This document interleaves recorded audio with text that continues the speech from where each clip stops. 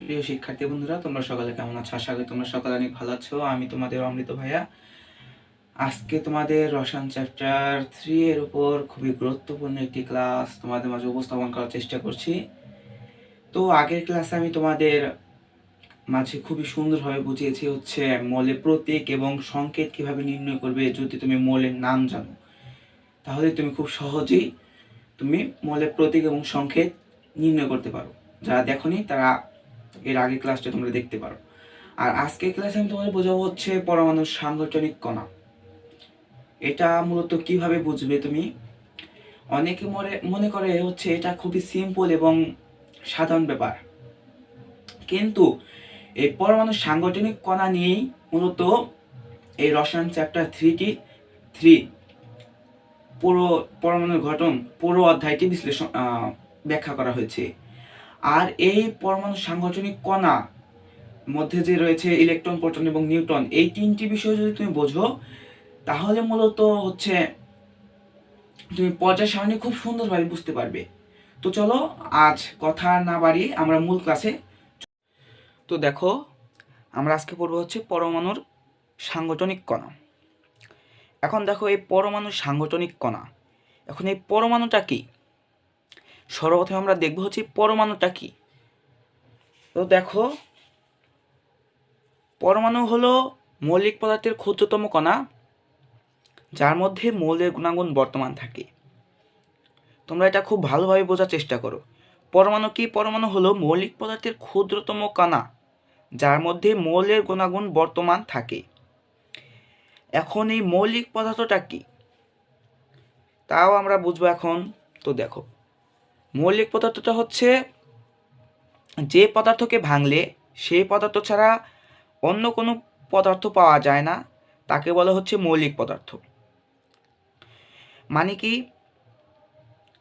তুমি একটি মৌল নিলে, বা তুমি দেখো, তুমি হচ্ছে তোমার বাড়ি থেকে একটি লোহা নাও। সাপোজ তুমি বোঝো লোহা নাও। তুমি যদি লোহাকে ভাঙো, তুমি কিন্তু লোহা ছাড়া অন্য কোনো পদার্থ পাবে না, বা সীসা বা রূপা বা সোনা, তুমি যাই নাও না কেন, তুমি কিন্তু এগুলোকে ভাঙলে তুমি ওই পদার্থ ছাড়া অন্য কোনো পদার্থ পাবে না।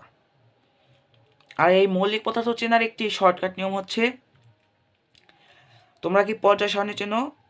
আর এই তোমরা তো চিনে থাকো, অথবা তোমাদের চতুর্থ অধ্যায়ের প্রথমে এই পর্যায় সারণীটা দেওয়া আছে, তো দেখে নিও। এই পর্যায় সারণীর মধ্যে মোট 118টি মৌল আছে। এই 118টি মৌলই হচ্ছে মৌলিক পদার্থ। এই যৌগিক পদার্থ আছে। আমি কিন্তু এই মৌলিক পদার্থ এবং যৌগিক পদার্থ নিয়ে তোমাদের একটি ক্লাস দিয়েছি, তো দেখো, সেটাও দেখবে, আশা করি উপকৃত হবে। তো আশা করি মৌলিক পদার্থ কি সেটা তোমরা বুঝতে পেরেছো। এখন দেখো, আমরা কিন্তু পরমাণু কি সেটা এখন দেখো আবার। পরমাণু হলো মৌলিক পদার্থের ক্ষুদ্রতম কণা যার মধ্যে মৌলের গুণাগুণ বর্তমান থাকে। এখন হচ্ছে আমরা যদি তখন যে দেখলাম মৌলিক পদার্থকে আমরা ভাঙলাম, এই মৌলিক পদার্থকে যদি আমরা ভাঙি, আমরা কিন্তু মৌলের গুণাগুণ বর্তমান পাবো। আর ওই যে ভাঙলাম, সেই ভাঙাটাই হচ্ছে পরমাণু। ঠিক আছে? আশা করি পরমাণু কি সেটা বুঝতে পেরেছো। এখন দেখো, পরমাণুর সাংগঠনিক কণা, আমরা কিন্তু মৌলিক পদার্থকে ভেঙে পরমাণু পেয়েছি। মৌলিক পদার্থকে ভেঙে আমরা পরমাণু পেয়েছি। ঠিক আছে? এখন আমরা এই পরমাণুকেও আবার যদি ভাঙি, আমরা 3টি কণা পাবো। এগুলোকে বলে হচ্ছে সাংগঠনিক কণা, পরমাণুর সাংগঠনিক কণা। সেই 3টি কণা কি?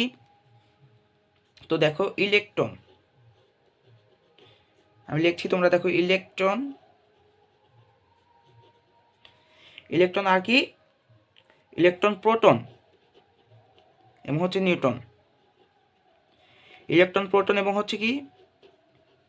নিউট্রন। আমরা মৌলিক পদার্থকে ভেঙে আমরা পেয়েছি পরমাণু, এবং এই পরমাণুকে ভাঙলে আমরা 3টি কণা পাবো, সেগুলো হচ্ছে ইলেকট্রন, প্রোটন এবং নিউট্রন। এগুলোকে বলা হচ্ছে পরমাণুর সাংগঠনিক কণা। সর্বপ্রথমে বিজ্ঞানীরা পর্যায় সারণীটি আবিষ্কার করেছে। পর্যায় সারণীর মধ্যে মৌলিক পদার্থ আবিষ্কার করেছে 118টি। এই 118টি মৌলকে এক বিজ্ঞানী, যে কোনো এক বিজ্ঞানী, আমি বলছি না এখন, একটি মৌলকে নিয়ে ভাঙলেন। তা দেখলেন কি? দেখলেন বিজ্ঞানীগণ দেখলেন কি? ওই মৌলিক পদার্থকে ভাঙলে পাচ্ছে হচ্ছে পরমাণু। অনেক দিন গেল, তারপর আবার আর কিছু বিজ্ঞানী আবার কি করলো? এই পরমাণুকে ভাঙলো। এই পরমাণুকে ভাঙলে দেখছে হচ্ছে কি এই পরমাণুর মধ্যেও আবার 3টি কণা থাকে, একটা হচ্ছে ইলেকট্রন, প্রোটন এবং নিউট্রন। এখন হচ্ছে আরেকটি কথা, পর্যায় সারণীর মোট 118টি মৌলের মধ্যে শুধুমাত্র একটি মৌলের মধ্যে এই 3টি কণা নেই। সেই মৌলটি কোনটা? সেটা হচ্ছে হাইড্রোজেন। এই হাইড্রোজেনের মধ্যে এই 3টি কণা নেই, এটা হচ্ছে ব্যতিক্রম। তাছাড়া যে 117টি মৌল আছে, 17টি মৌলের মধ্যে এই 3টি কণা আছে, ইলেকট্রন, প্রোটন এবং নিউট্রন।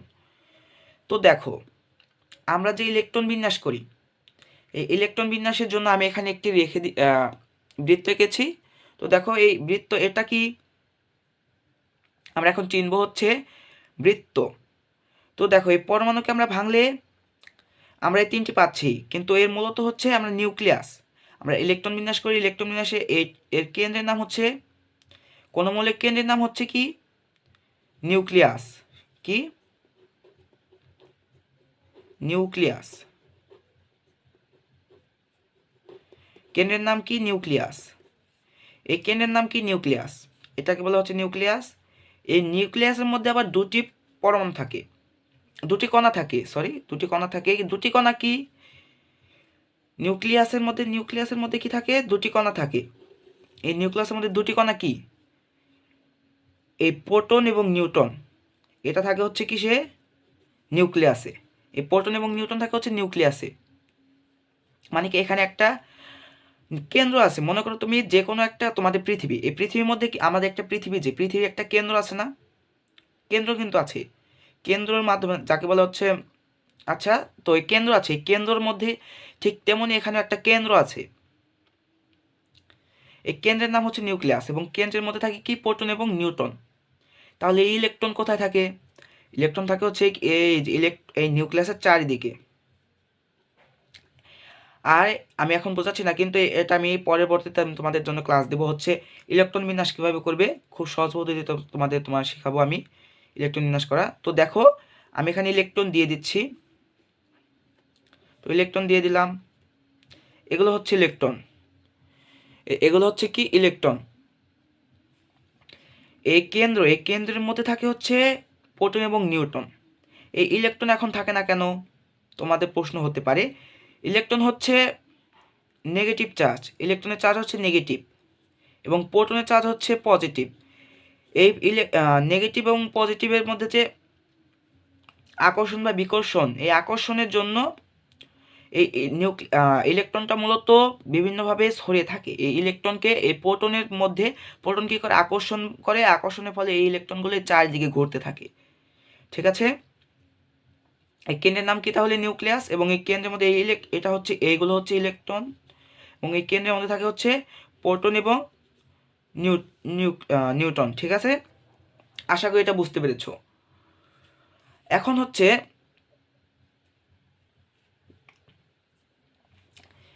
আমাদের শিখতে হবে হচ্ছে এগুলোর এই ইলেকট্রনের প্রতীক কি, প্রোটনের প্রতীক কি, নিউট্রনের প্রতীক কি, এগুলো আবার আধান আছে, প্রকৃত আধান আছে, প্রকৃত ভর আছে, আপেক্ষিক আধান আছে, আপেক্ষিক ভর আছে। এগুলো কিন্তু তোমাদের জন্য খুবই মাস্ট, এগুলো তোমাদের পড়তে হবে। এগুলো কিন্তু এমসিকিউ জন্য খুবই গুরুত্বপূর্ণ। এবং কি বলেছি আমি, এগুলো হচ্ছে তোমার এই তৃতীয় অধ্যায় রসায়নের তৃতীয় অধ্যায় এবং চতুর্থ অধ্যায়ের জন্য খুবই খুবই গুরুত্বপূর্ণ। আর এই ইলেকট্রন, প্রোটন এবং নিউট্রন, এই তিনটে যে না জানে, মূলত তার রসায়নে কি, সে কিছু জানে না। ইলেকট্রন, প্রোটন এবং নিউট্রন, এই ইলেকট্রন কিন্তু আমরা মূলত এমনিতেও চিনি, বাড়ি ঘরেও কিন্তু ইলেকট্রন থাকে, ইলেকট্রনের জন্য লাইট জ্বলে। ঠিক আছে, সেই ইলেকট্রনই কিন্তু এটা। তো দেখো আমরা এখন দেখব হচ্ছে এগুলোর প্রতীক, পরমাণুর আধার, প্রকৃত আধান, প্রকৃত ভর, আপেক্ষিক আধান এবং আপেক্ষিক ভর। এখন অনেকেই বলবে আপনি তো এটা এটা তো বই থেকে নিয়েছেন, কিন্তু মূলত আমি এখান থেকে বই থেকে এটা নিয়েছি, কিন্তু এর মধ্যে অনেক কিছু বোঝার আছে, এটা সকলে বোঝে না। তো অনেকেই বলবে, আমি আগেই বলেছি না যে এটা খুবই সিম্পল বিষয়, এটা নিয়ে ক্লাস দেওয়ার কোনো মানে আসে না, কিন্তু এটাই অনেকে বোঝে না। আর এটা না বুঝলে কিন্তু তার রসায়নের তৃতীয় অধ্যায় এবং চতুর্থ অধ্যায় বোঝা খুবই মুশকিল হয়ে যাবে। তো দেখো, মৌলিক কণার নাম, মৌলিক কণা বলতে এখানে বোঝাচ্ছে পরমাণুর কণিকার নাম। সাংগঠনিক কণার নাম। আমরা পরমাণুর সাংগঠনিক কণা তিনটে চিনেছি, ইলেকট্রন, প্রোটন এবং নিউট্রন। তো দেখো ইলেকট্রনের প্রতীক হচ্ছে ই, প্রোটনের প্রতীক হচ্ছে পি এবং নিউট্রনের প্রতীক হচ্ছে এন। এগুলো তারা প্রকাশ করে। ইলেকট্রনকে ই দ্বারা, ক্যাপিটাল ই দ্বারা, স্মল ই দ্বারা, এবং প্রোটনকে স্মল পি দ্বারা, এবং নিউট্রনকে স্মল এন দ্বারা প্রকাশ করে। এবং এগুলোর কিছু প্রকৃত আধান আছে। ইলেকট্রনের প্রকৃত আধান হচ্ছে -1.60 × 10⁻⁻19 কুলম্ব। কি কুলম্ব, কিন্তু এর একক হচ্ছে কুলম্ব। এবং প্রোটনে হচ্ছে কি, আমি কিন্তু আগে বলেছি ইলেকট্রনের চার্জ হচ্ছে নেগেটিভ এবং প্রোটনের চার্জ হচ্ছে পজিটিভ, আমি কিন্তু এখানে বুঝেছি। এটা হচ্ছে তুমি যদি ইলেকট্রনেরটা বোঝো, ইলেকট্রনেরটা যদি তুমি মুখস্থ করতে পারো তাহলে কিন্তু প্রোটনেরটা ইজি পারবে। সেম এটা হচ্ছে এটা চার্জ শুধু নেগেটিভ এবং এটা চার্জ হচ্ছে পজিটিভ। তো দেখো ইলেকট্রনের প্রকৃত আধান হচ্ছে -1 × 10⁻⁷ কুলম্ব। আর প্রোটনের ক্ষেত্রে কি পজিটিভ, প্রোটন কিন্তু পজিটিভ এবং ইলেকট্রন হচ্ছে নেগেটিভ। তো এটা তোমরা বুঝবে। প্রোটনের চার্জ কি পজিটিভ, 1.60 × 10⁻19 কুলম্ব, সেম এটা। আবার হচ্ছে কি নিউটনের ক্ষেত্রে আবার ভিন্ন, নিউটনের আধান হচ্ছে 0, নিউটনের আধান হচ্ছে 0। এই দুইটা কিন্তু সেম, কিন্তু নিউটনের ক্ষেত্রে এটা ভিন্ন, 0। এখন দেখো ইলেকট্রন, প্রোটন এবং নিউটনে আবার ভর আছে, প্রকৃত ভর আছে। এই ইলেকট্রনের, প্রোটন এবং নিউটনের প্রকৃত ভর কি 9 × 11 110 × 10 বা 0 তোমরা না বলতে পারো, 9.11 × 10⁻⁻18 গ্রাম। এখান থেকে কিন্তু তুমি এখানে কেজিতেও প্রকাশ করতে পারো, ঠিক আছে। তো দেখো এটা আমরা কেজি গ্রামে রেখেছি, বইও তোমাদের গ্রামে দেওয়া আছে। তো দেখো প্রোটনের ক্ষেত্রে, আর এটা দেখো এটা কিন্তু তোমাদের গ্রামেও দিতে পারে প্রশ্নের মধ্যে, যদি এমসিকিউ এর মধ্যে তোমাদের কিন্তু অনেক সময় গ্রাম দেওয়া থাকবে। কি থাকবে? গ্রাম দেওয়া থাকবে, অথবা আবার থাকতে পারে কেজিতে। তাই সাবধান, তোমরা কিন্তু কেজিতে এবং গ্রামে কনভার্ট করা। এটাকে তোমরা শুধু কি করবে, 1000 দ্বারা কি করবে, ভাগ করলে তোমরা কিন্তু কেজিতে পেয়ে যাবে। এটাকেও সেম কেজিতে পেয়ে যাবে। তো দেখো প্রোটনের, এটার হচ্ছে কি প্রকৃত ভর হচ্ছে 9.11 × 10⁻⁻28 গ্রাম। আর প্রোটনের ক্ষেত্রে 1.673 × 10⁻⁻24 গ্রাম। 1.673 × 10⁻⁻24 গ্রাম হচ্ছে প্রোটনের প্রকৃত ভর। এবং নিউটন, দেখো এখানে ইলেকট্রন এবং প্রোটনের প্রকৃত আধান সেম, শুধু চার্জ ভিন্ন। আর এখানে হচ্ছে তোমাদের একটা শর্টকাট নিয়মে শিখবে তোমরা।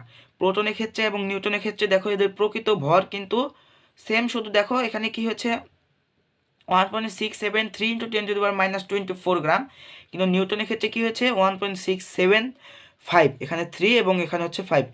আবার এটা কিন্তু সাবধানতার সাথে তোমাদের পড়তে হবে, কেন এটা কিন্তু তোমরা ভুল করে দিতে পারো, হচ্ছে এখানে 3 এবং 5 কোনটা দেবে। যদি তোমাদের বলে প্রোটনের প্রকৃত ভর কত, তোমার এখানে দুটি দেওয়া থাকবে, তুমি তখন কি দেবে 3, ঠিক আছে। এবং নিউটনের ক্ষেত্রে 5। আশা করি এটা বুঝতে পেরেছো। এবং এগুলোর কিছু আপেক্ষিক আধান আছে। আধান কি? আধান হচ্ছে যে চার্জ, আধান বা চার্জ যাকে বলে। ইলেকট্রনের চার্জ তো আমরা আগে জানিয়েছি নেগেটিভ।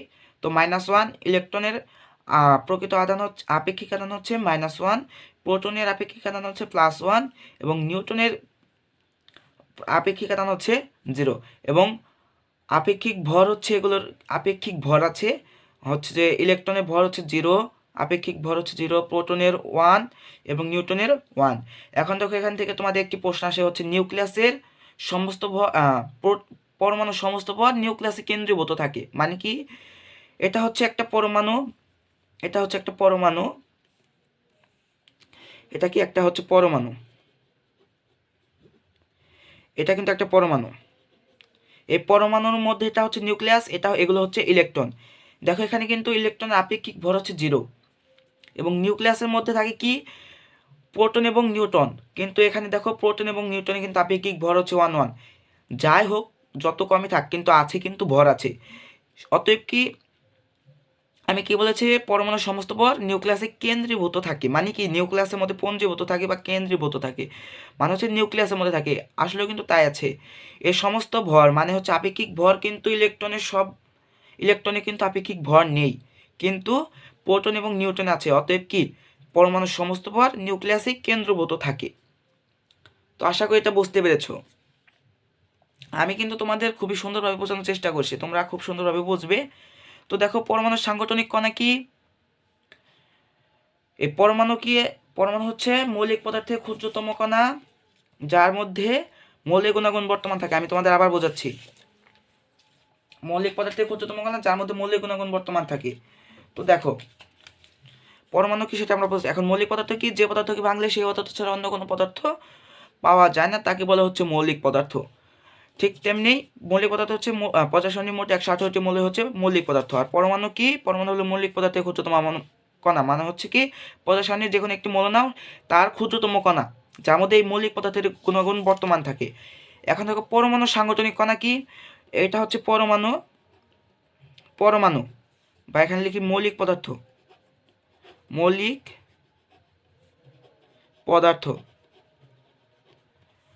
এটা হচ্ছে মৌলিক পদার্থ। এই মৌলিক পদার্থকে যদি আমরা ভাঙি তাহলে পাবো হচ্ছে পরমাণু। এই মৌলিক পদার্থকে ভাঙলে পাবো হচ্ছে পরমাণু, এবং এই পরমাণুকে ভাঙলে পাবো হচ্ছে কি এই 3টি কণা, ইলেকট্রন, আমরা প্রতীক দ্বারা প্রকাশ, ইলেকট্রন, প্রোটন এবং নিউট্রন, এই 3টি কণা পাবো।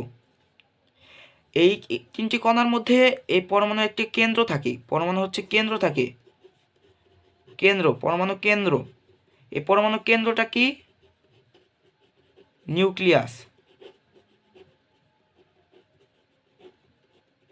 পরমাণু কেন্দ্রের নাম হচ্ছে নিউক্লিয়াস। এবং এই নিউক্লিয়াসের ভেতরে, নিউক্লিয়াসের মধ্যে থাকে হচ্ছে, আমি লিখে দিচ্ছি, ভেতরে থাকে হচ্ছে প্রোটন এবং নিউট্রন। নিউক্লিয়াসের ভেতরে থাকে হচ্ছে প্রোটন এবং নিউট্রন, এবং বাইরে হচ্ছে যে দেখো, বাইরে চারদিকে আছে হচ্ছে, বাইরে থাকে হচ্ছে ইলেকট্রনের চার্জ কি? নেগেটিভ, এবং প্রোটনের চার্জ হচ্ছে পজিটিভ। আর নিউটনের কোনো চার্জ নেই, নিউটনের চার্জ হচ্ছে 0। তো দেখো, পরমাণুর সাংগঠনিক কণা হচ্ছে 3টি, ইলেকট্রন, প্রোটন এবং নিউট্রন। ইলেকট্রনের চার্জ হচ্ছে নেগেটিভ, প্রোটনের চার্জ হচ্ছে পজিটিভ, এবং নিউটনের চার্জ নেই। ইলেকট্রনকে প্রকাশ করে ই দ্বারা, স্মল ই দ্বারা, এবং প্রোটনকে স্মল পি দ্বারা, এবং নিউট্রনকে স্মল এন দ্বারা প্রকাশ করে। ঠিক আছে? এবং হচ্ছে এর কিছু আধান আছে, হচ্ছে পরমাণুর মৌলিক কণিকার নাম হচ্ছে প্রতীক, বা মৌলিক কণিকা হচ্ছে পরমাণুর সাংগঠনিক কণায় ইলেকট্রন, প্রোটন এবং নিউট্রন। এগুলোর প্রতীক হচ্ছে, ইলেকট্রনের প্রতীক হচ্ছে ই, প্রোটনের পি, এবং নিউট্রনের এন। এগুলো প্রকৃত আধান হচ্ছে, এগুলো তোমরা দেখানো দরকার পড়লে তোমরা এটা স্ক্রিনশট দিয়ে রাখতে পারো। তো দেখো, আশা করি তোমরা পুরো ক্লাসটি বুঝতে পেরেছো। খুব সুন্দরভাবে বুঝতে পেরেছো। আর একটি কথা হচ্ছে, আমি আজকে যে বিষয়টি তোমাদের বোঝালাম হচ্ছে পরমাণুর সাংগঠনিক কণা। এই পরমাণুর সাংগঠনিক কণা, আশা করি তোমাদের আর কোনো সমস্যা নেই। আর এই পরমাণুর সাংগঠনিক কণা তুমি যদি বুঝতে পারো, তাহলে তোমার হচ্ছে এই রসায়নের 3য় অধ্যায়টি তোমাদের কাছে খুবই, যাকে বলা হচ্ছে ভাষা প্রকাশ করে না, খুবই ভালো লাগবে যদি তোমরা এই ক্লাসটা বুঝতে পারো। আর আমি কিন্তু আরো তোমাদের জন্য খুব সুন্দর সুন্দর ক্লাস তোমাদের জন্য আমি আপলোড দিয়েছি ইউটিউবে, তোমরা সেটা দেখতে পারো। দেখলে আশা করি উপকৃত হবে। এবং আমার ক্লাসগুলো নিয়মিত দেখতে চাইলে তোমরা অবশ্যই চ্যানেলটি সাবস্ক্রাইব করে রাখবে এবং বেল আইকনটা অন করে রাখবে। তাহলে আমার নিত্য ক্লাসগুলো তোমরা খুব সুন্দরভাবে পেয়ে যাবে, তোমাদের হাতের কাছে পেয়ে যাবে, সবার আগে পাবে। আর হচ্ছে তোমাদের এরপরে কোন ক্লাসটা দিলে তোমাদের জন্য খুবই উপকার হয়, তোমরা অবশ্যই কমেন্ট বক্সে বলে যাবে। আমি আশা করব তার ভিত্তিতে তোমাদের জন্য ক্লাস আপলোড দেওয়া। আর হচ্ছে আমি যদি কমেন্টে দেখি কেউ বলে তাহলে, আর যদি না বলি তাহলে আমি এরপরের ক্লাসে আমি বলবো হচ্ছে, বোঝাবো হচ্ছে পারমাণবিক সংখ্যা এবং ভর সংখ্যা কিভাবে নির্ণয় করে তোমাদের বোঝাবো। তো তোমাদের সকলের জন্য শুভকামনা রইল। তোমরা সকলে অনেক ভালো থাকো, সুস্থ থাকো। আজকের ক্লাসটি এ পর্যন্তই। ধন্যবাদ জানিয়ে আমি আমার ক্লাসটি শেষ করছি।